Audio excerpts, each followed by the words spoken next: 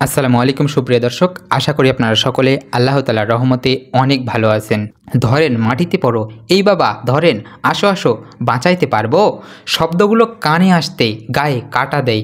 একজন মা তার আদরের শিশুকে নিয়ে রিকশায় কোথাও যাচ্ছিলেন।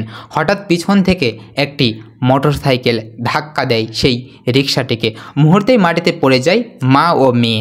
আশেপাশের মানুষজন এগিয়ে না এসে দাঁড়িয়ে দাঁড়িয়ে ভিডিও করে সেই করুণ দৃশ্য।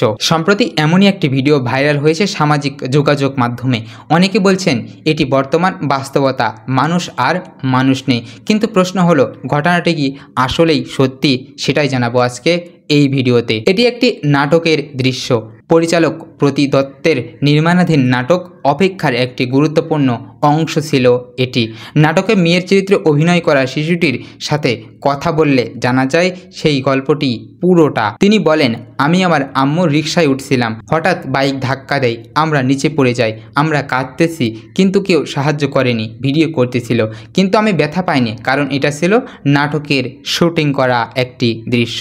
শিশুটির ভাষ্য অনুযায়ী সে এ পর্যন্ত 7 থেকে 8টি নাটকে অভিনয় করেছে।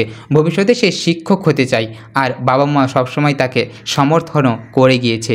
এই ভিডিওতে মন্তব্য করেছেন অসংখ্য মানুষ। কেউ লিখেছেন, মানুষগুলো কি অমানুষ হয়ে গেছে? আবার কেউ লিখেছেন, মানুষ কি এখন ভিডিও করতেই বেশি ব্যস্ত, সাহায্য করতে নয়?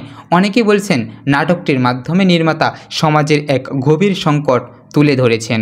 ঘটনাটি বাস্তব না হলেও সেটির মাধ্যমে বাস্তবতাকে তুলে ধরা নির্মাতা একটি নাট্য দৃশ্য কতটা বাস্তব হয়ে উঠলে মানুষ তা সত্য ভেবে নেয়, এই ঘটনা আজ তারই প্রমাণ হয়ে থাকবে।